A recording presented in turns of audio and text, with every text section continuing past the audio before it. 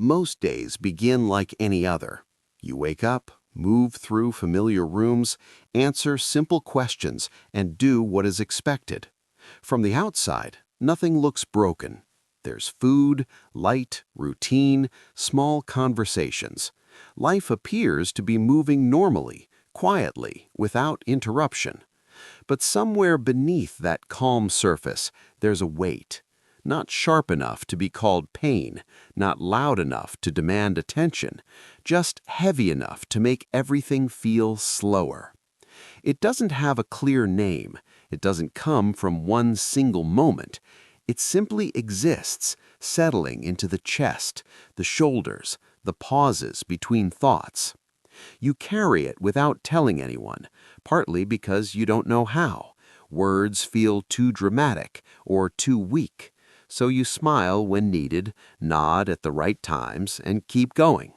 The world sees someone functioning. Inside, it feels like walking with something unseen pressing down. This is the part no one notices, the way exhaustion can exist even when nothing terrible has happened, the way heaviness can grow in silence, fed by unspoken thoughts and feelings that never fully surface. There is no scene, no breakdown, no clear reason to point to. And yet, it is there, in the quiet moments, in the spaces between tasks, in the sense that something feels heavier than it should, even when everything looks fine. This story begins there, with that unnamed weight, carried quietly, patiently, by someone the world believes is doing just fine. It stays during small silences, during moments of rest that do not restore anything. It lingers without urgency, without drama, waiting quietly, as if hoping someday it might finally be noticed, even briefly, by someone who understands. Life continues to move, whether you feel present or not. There are places to go, screens to check, responsibilities that arrive without asking how you are. You reply to messages with short words. You complete tasks that require attention but not emotion. From the outside, it looks like participation. Days fill themselves with motion, walking, scrolling, listening, speaking when spoken to. Your body moves through these moments almost on its own, trained by habit. Inside, something stays still. It watches life pass, slightly detached, like standing behind glass while everything carries on. People around you laugh, complain, plan their next steps. You nod at the right moments. You understand what they are saying, yet it feels distant, as if the sound reaches you a second late. Nothing is wrong enough to explain. Nothing is right enough to feel alive. Even rest feels busy. Quiet moments are quickly filled with noise because silence invites thoughts you don't have energy to follow. So you keep moving, not because you want to, but because stopping feels heavier than continuing.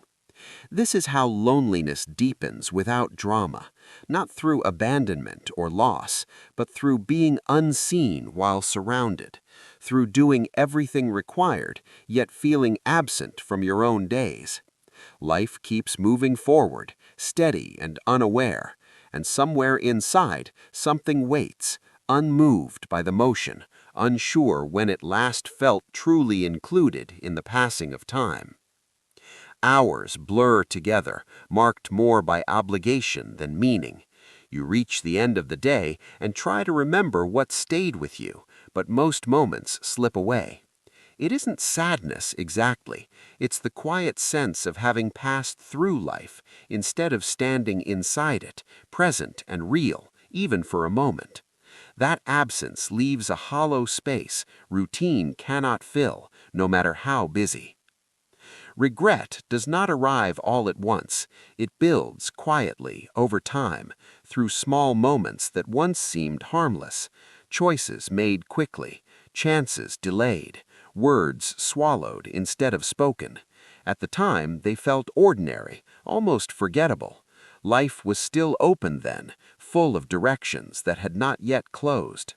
There was a version of you that believed time would wait, that certain paths could be returned to later. Hope existed without effort. Dreams felt light, like something you could carry easily, without strain. Even uncertainty had space to breathe. Now, when the past appears, it does not shout. It comes softly, often uninvited, in the middle of a quiet evening, during a walk that should feel peaceful. Regret settles beside you, not as a sharp ache, but as a dull awareness of what never became real. It is not about one decision, it is about accumulation, the slow gathering of moments that slipped by while you were surviving, adjusting, trying to be sensible. Each choice made sense then. Still, together, they formed a weight you did not expect to carry this long. You rarely speak of it. There is no dramatic confession, no need to explain. The regret stays internal, folded neatly into daily life. It shows itself in brief thoughts, in comparisons you did not ask for, in the quiet question of how things might have felt if something small had gone differently. Past hope now contrasts with present heaviness, not because you failed, but because you lived forward without knowing what would linger. Regret became part of the background, steady and familiar. It does not demand attention, it simply remains, reminding you of paths once visible, now distant, still quietly remembered. It rests in pauses, in moments before sleep, in the feeling that something important was left behind without ceremony, not lost loudly, just set down and never fully picked up again. The memory stays, quietly present. The tiredness doesn't come from doing too much, it comes from holding too much. You sleep, sometimes deeply, sometimes lightly, but when morning arrives, the heaviness is still there. Rest happens, yet relief never fully follows. Your body goes through the motions, but something inside feels worn in a different way. It isn't physical pain, it's the quiet fatigue of carrying thoughts that never rest, emotions that never fully separate. Leave questions that circle without answers. Even on days when little happens, the exhaustion remains. People often connect tiredness to effort, to long hours, to visible struggle. This kind of exhaustion doesn't show itself that way. It grows in silence, in everything you don't say, in emotions you carefully manage so others won't notice, in the constant balancing of appearing fine while feeling anything but. You lie down hoping sleep will erase it. Instead, it softens nothing. You wake up with the same weight waiting for you, patient and unchanged. It can feel confusing, even unfair. How can someone feel so drained without running anywhere? There is no one to blame here. Not yourself, not life. This exhaustion wasn't created by weakness. It was shaped by endurance, by staying quiet when things felt heavy, by continuing when stopping didn't feel like an option, by carrying thoughts alone for longer than you realized. So the tiredness stays, not because you are failing to rest, but because rest was never the thing missing. Something deeper has been waiting underneath the exhaustion, unseen and unaddressed. And until it is noticed, the fatigue remains, quietly asking to be understood rather than fixed. Being around people should feel grounding. Instead, it often sharpens the sense of distance. You sit with family, listen to familiar voices, share meals, exchange small updates. Everything looks connected, yet inside, something remains untouched. At work or in public spaces, faces pass by, conversations overlap, names are called. You respond when needed, you smile when expected. Presence is required, and you provide it. Connection, however, stays somewhere out of reach. No one asks the question you wouldn't know how to answer anyway. No one notices the pauses, the quiet effort it takes to stay engaged. The weight you carry doesn't interrupt your speech or slow your steps enough to be seen, so it goes unnoticed again. There is a particular loneliness in being surrounded, not the kind that comes from absence, but the kind that comes from invisibility. You are there, fully visible, yet emotionally unseen. People see the outline of you, not the depth. You tell yourself this is normal. Everyone feels disconnected sometimes. You don't want to be dramatic, so you keep the weight where it is, inside, adjusting your posture around it. The room stays full, the noise continues, and still you feel alone. This is where the heaviness grows strongest, not in solitude, but in company, because when no one sees the weight, you begin to wonder if it is even real. You carry it quietly, surrounded by people, learning how to feel alone without leaving.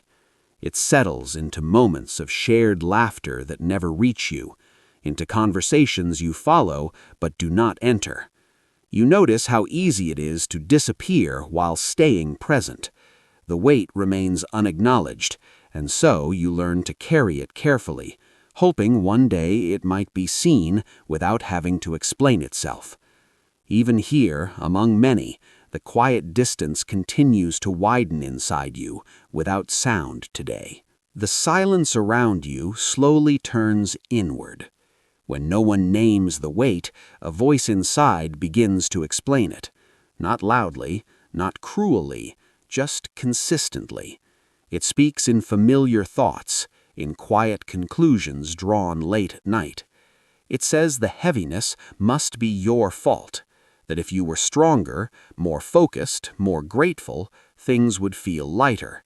It reminds you of what you didn't do, who you didn't become, how far you still are from where you thought you'd be. The voice doesn't shout, it sounds reasonable. Outwardly, you tell yourself you're fine, you minimize, you rationalize. You say it's just a phase, just tiredness, just life. Inwardly, the tone changes. The same moments are replayed differently. Every pause becomes evidence. Every struggle feels like proof. This is the contrast you live with. What you show stays calm. What you say inside carries weight. The inner voice keeps score quietly, without witnesses. It compares you to invisible standards, to imagined timelines, to versions of yourself that never existed long enough to fail. There is no comfort in this voice, but there is familiarity. It explains the heaviness in a way that feels simple. Blame is easier than uncertainty. It gives shape to something formless, even if the shape hurts. So, you listen, not because you believe every word, but because it fills the silence left by others. The voice stays with you, translating exhaustion into failure, turning feelings into facts. It doesn't ask to be challenged, it only asks to be heard. And for a long time, it is the only one speaking. It settles into your thoughts during ordinary moments, walking beside you without urgency, shaping how you see yourself, until the weight feels like something you deserve rather than something you've been carrying too long silently. There comes a moment that does not announce itself. No breakdown, no sudden clarity, just a small pause in the middle of everything you've been carrying. It happens quietly, often when nothing else is happening at all. The inner voice slows. The movement around you continues, but you stop pushing against the weight for a second. Instead of arguing with it, you notice it, where it sits, how long it has been there, how familiar it feels. This isn't acceptance, and it isn't relief. The heaviness doesn't disappear. What changes is the struggle. For once, you are not trying to fix the feeling or explain it away. You let it exist without adding another layer of blame. Awareness feels different from effort. It asks nothing. It doesn't demand strength or solutions. It simply allows you to see what has been true for a long time, that you have been carrying something quietly, without permission to rest it down. In this stillness, The weight feels the same, yet less sharp, not because it is lighter, but because you are no longer fighting it. There is a soft shift here, almost unnoticeable. The pain remains, but it is held with a little more gentleness. Nothing is resolved in this moment. Life does not suddenly make sense, but for the first time, the weight is not being judged or resisted. It is simply acknowledged, and that quiet noticing changes the way it rests inside you, even if only slightly, even if only for now. It does not solve anything, but it creates a small space where you and the weight can breathe together, without urgency, without explanation, without pressure, for this brief moment. The awareness lingers after the stillness fades. The weight remains, but the story around it begins to shift, slowly and without effort. You start to notice how long you have been carrying it and what it took to do that without falling apart. This heaviness did not appear because you failed. It formed because you stayed. You kept going through days that asked more than they showed. You adapted, adjusted, and learned how to survive quietly. What felt like weakness was often endurance with no audience. For a long time, you believed strength had to look lighter, more confident, more certain. You measured yourself against versions of people who seemed untouched. In that comparison, your own weight felt like proof that something was wrong with you. But endurance leaves marks, not visible ones, internal ones. They show up as tiredness, as hesitation, as a heaviness that follows you, even into calm moments. These are not signs of failure. They are signs that you have been present for things that mattered, even when they hurt. Nothing here needs to be celebrated. There is no victory in being tired, yet there is understanding. The weight begins to make sense, not as a flaw, but as evidence of time spent carrying responsibility, emotion, hope, and disappointment all at once. Hidden growth does not feel like growth while it is happening.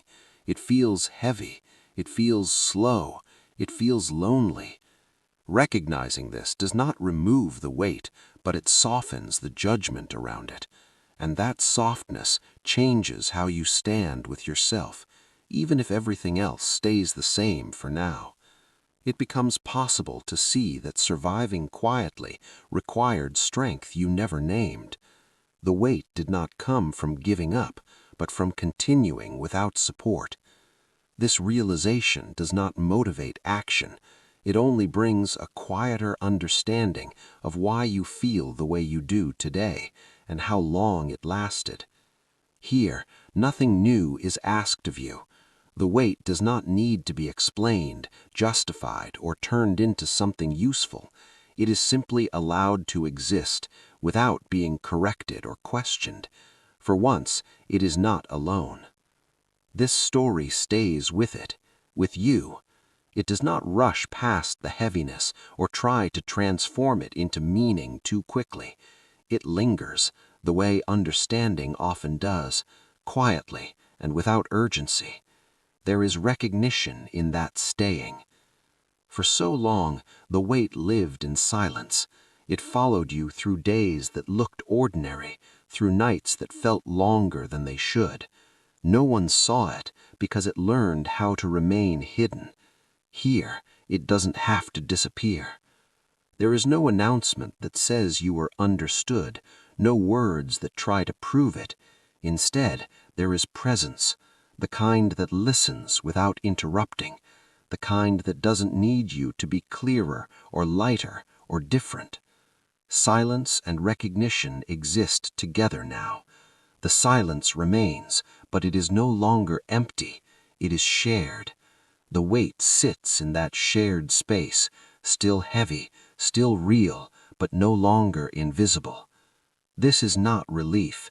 It is acknowledgement, the simple experience of being seen without being asked to perform, of having the quiet parts noticed without explanation. The story does not carry the weight away. It stays beside it, long enough for you to feel that something has changed. Not the heaviness itself, but the loneliness around it. And in that subtle shift, the weight becomes something you no longer have to hold entirely on your own, at least for this moment. It remains here, steady and patient, allowing the weight to breathe, reminding you that being witnessed does not require fixing, only time, presence, and quiet attention together gently. Nothing has been solved, and nothing needs to be. The weight does not lift simply because it was seen. It still comes with you into tomorrow, into ordinary moments, into the quiet spaces you know well. What changes is not the heaviness, but how alone it feels. There is now the memory of this pause, of being witnessed without explanation. That memory stays, subtle but steady, like a hand briefly resting on your back. You move forward the same way you always have, step by step, without dramatic transformation. Responsibilities remain, doubts return. Some days feel heavier than others, but something inside remembers that the weight is not invisible everywhere. Carrying forward does not mean carrying perfectly. It means allowing yourself to move with what you feel instead of against it. The story does not ask you to let go. It only walks beside you for a while, matching your pace. Isolation softens into shared presence, even if that presence exists only as a quiet understanding.